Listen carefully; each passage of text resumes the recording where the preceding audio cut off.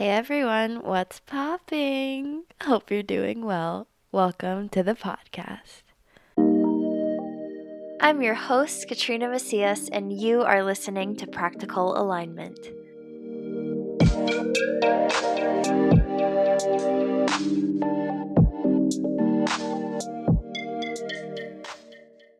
So, in last week's episode, I shared my experience of hiring my first life coach. And I really didn't know what hiring one meant in terms of what to expect, but I basically just followed my gut feeling and I went with it. And I will say that I mostly thought that having a life coach would just mean having someone to hold me accountable in my goals and to help motivate me, right? Mostly just the business side of things. But I took away so much more than that. And what I didn't expect was how much focus my life coach Lilia wanted me to redirect on loving myself. And one of the biggest yet most simple takeaways that my coach Lilia taught me was the importance of investing in myself and making that a daily habit. So in this week's episode, we are going to talk about doing something nice for yourself every single day with intention and what kind of energetic shifts this can quickly make. So part of the homework that my life coach gave me was to do something nice for myself every single day and document it. And I had to write down what I did and how it made me feel. And before I began this process, I felt like I loved myself a lot and that my actions reflected that. But honestly, after observing myself, I realized that I lacked a lot of intention and consistency in how I treated myself. I noticed that I went through a lot of my days doing the necessities without really giving a second thought to whether or not it felt good for me. There is this quote that I saw on Twitter, and I don't know who said it, but it basically said, "Life is not a list of things that you need to do." And for some days, it felt like that for me. And when I was living in that type of energy, I wasn't prioritizing making myself enjoy my life. Metaphorically, it felt like a parent and a child, and I was parenting myself, and I was just taking care of my basic needs. I was surviving, but I wasn't putting any love into it. And so, what's even the point of that? Humans need love, humans need connection and care. And I was withholding doing that for myself some days just because I was focusing more of a priority on my list of things rather than on myself. This whole process of just going through the motions of things is very unfulfilling. Even if you get the things done, does it even feel good if you're not enjoying yourself? Not really. And I felt a little bit numb some days, right? And it shocked me how often I went day by day without making myself feel good a priority. So many people neglect themselves and fail to recognize how detrimental this can be to one's self-esteem, one's self-worth, and energy, when you continue to do this. Because basically, when I was prioritizing my to-do list and just going through the motions, I was sending out an energetic signal that this list of things and my tasks that I needed to complete were more important than my happiness and my well-being.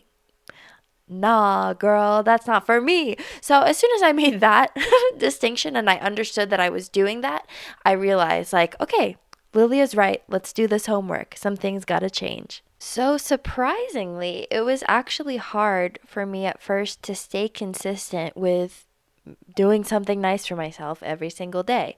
I'd go to bed and reflect on my day, and when I'd look back, I'd think yes, I wasn't mean to myself. Obviously, I fed myself, that's nice. I drank a lot of water, that's lovely, but what I realized is that I was doing a lot of these things not as an act of love for myself, but out of obligation.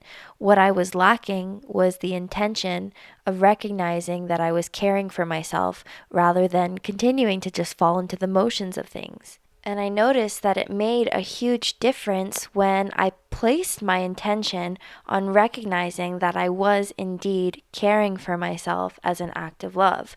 So even if I didn't change anything from my regular routine, consciously thinking of the nice things that I was doing for myself. For example, if I was eating a meal and I was nourishing myself, I would say that thank you for nourishing me. I appreciate that.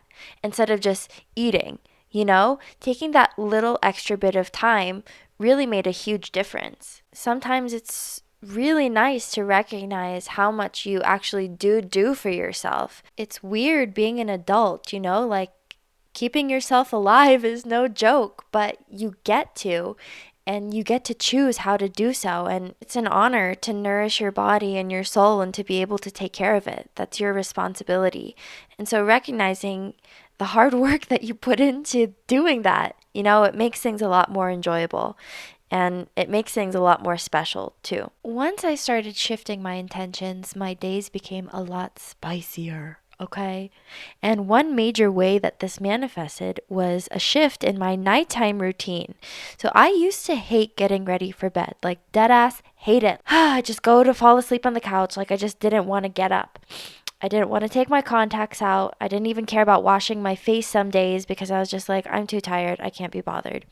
Anyways, when I started shifting my intentions, I rewired my thinking to recognize that my nighttime routine was an opportunity for me to care for myself and love myself. So I made a ritual out of it, and every night it feels like I'm pampering myself over just scrubbing my face and conking out, you know? Like I took that time deliberately to put on a face mask or not even go that far, but to just wash my face with care, you know, look at myself in the mirror a little extra longer. Like this time was dedicated to me. And it made a big difference in how I went to bed and how I felt when I hit the pillow. So now I'm going to be sharing with you what I learned from investing in myself daily and why it is so important to put your needs first. So number one, when you care for your needs, you send the message that you are worthy. And this elevates you because you're showing that no matter what, you have your own back. Do you know the energy of that? It's very powerful. I'm going to share a quote from Miriam Hasana, who says, "Can you love yourself even when others do not?" And I really want you to think about that. When other people mistreat you, or when other people, you know, let's say the whole world was against you, are you going to listen to them, or are you going to listen to the light inside of you? Your actions can be a very strong indication of what you feel your sense of self-worth is. And my self-esteem personally has increased dramatically. I feel like I respect myself a lot more, and in doing that, I elevate my own energy and I set the tone for how other people treat me as well. So that's my second thing that I actually learned, is that when you invest in yourself, you set the standard of how you are willing to be treated by others, what you're open to tolerate and receive in your environment. And when you have a high sense of self-worth, the amount of bullshit, the amount of manipulation, the games that people want to play, etc., that you're available for decreases because you recognize that it's not yours to take on. You start to realize, I love myself enough not to go there. I love myself enough not to play into these games. I love myself enough to detach myself from the situation, you know, and I want to focus my energy back on me. So you shift from being a people pleaser or putting other needs in front of your own. When you start to make yourself a priority, you will recognize that your energy is precious and it is so valuable, and it does not deserve to be spent anywhere that doesn't serve you. I've expressed some patterns of being a people pleaser in my life, and sometimes I still have flare-ups. And when I notice myself in this energy of being a people pleaser, I almost envision myself like a spider web, just being spread thin over so many different people, over so many different situations and things, and there's nothing left for myself, and I just feel empty and nasty and super ungrounded and stressed, you know, very anxious. And when I started realizing how important it was for me to pull back, and how important, you know, how simple it is to just pull back from these situations and to invest that same energy into myself rather than prioritizing other people's emotions and feelings and needs, it shifted everything. I noticed myself boss up way more after I started investing in myself. Just the simple task of doing something nice for myself every single day really made me see myself in a different light. it really became clear to me that I no longer wanted to be available to how some people in my life were treating me. And because I valued myself more, I had so much more confidence in actually making the adjustments and cutting some of that energy out of my life. My standard for myself increased, and therefore my standard for other people increased as well. And I actually didn't feel guilty about it. I didn't feel guilty or scared or small for making these adjustments. So I experienced a big shift of a lot less people pleasing and a lot more boundaries. Okay, number 3, what I learned from investing in myself. You become a lot more attuned to your own emotions and wants and what you need. Self-care can be different every single day, and that's actually the fun of it. You take the time to check in with yourself and see what you need in this specific moment. It doesn't always have to look like buying yourself a gift or doing a face mask and having a spa day, Some days it can just be having 10 extra minutes in bed, or looking at yourself in the mirror and saying, I'm proud of you. Self-soothing. A lot of days for my self-care, like what I did that was nice for myself, is I laid in bed in fetal position and I just said nice things to myself. Like that felt a lot better for me on some days than buying myself an iced coffee felt. You know what I mean? Play with it and see what feels good, and tune into your needs and ask yourself, what do I want? What would feel good right now? And what is my soul asking of me? The last thing that I want to ask you is, if not you, who? So I want to clear up a misconception that if you don't see the value in yourself, then no one else will. You know that saying, like, if you don't love yourself, how can you expect other people to love you? Like, I don't subscribe to that saying, but I do see how a lack of self-love can create barriers and blockages within us. For example, I am surrounded by a lot of people in my life who are so amazing, but who don't always see themselves for who they are and don't see themselves in their own greatness. And at times I feel that way too. I think we can all recognize that energy in ourselves sometimes, like not being at full capacity to love ourselves and value ourselves and see our own worth, right? But regardless, even if we are lacking in self-love, it doesn't mean that we don't have people in our lives who love us, who are rooting for us, and who see the light within us, even when we don't see it ourselves. But what I do notice is that when we don't value ourselves or honor ourselves or love ourselves as much as we should, we close ourselves off to being able to receive the love that other people or even our environment has for us. We shut ourselves down and doubt even the love that is trying to be expressed to us. It's like we can't be in the energy of receiving and accepting because we can't even do that towards ourselves. But when you do learn how to do it for yourself, your capacity for receiving it from other people, it expands greatly. Another example that I want to share is from my recent trip to Cancun.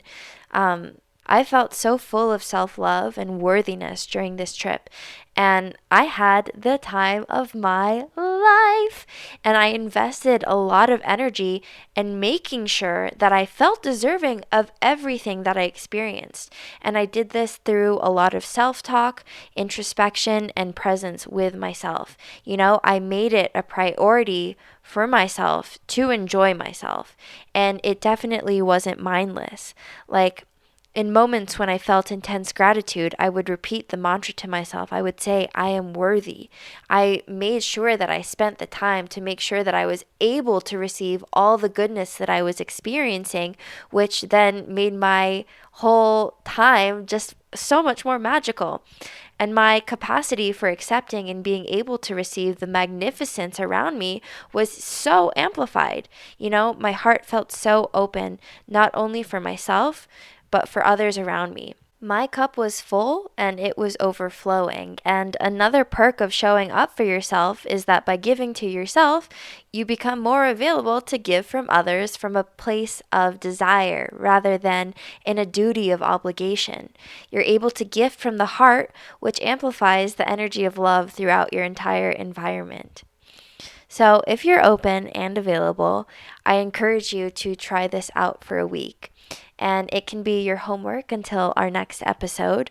So every day for the next 7 days, do something kind for yourself with intention and take time to reflect on how it made you feel before you go to bed. I'd honestly love to help you keep on track with this because I find that consistency was extremely important with this exercise.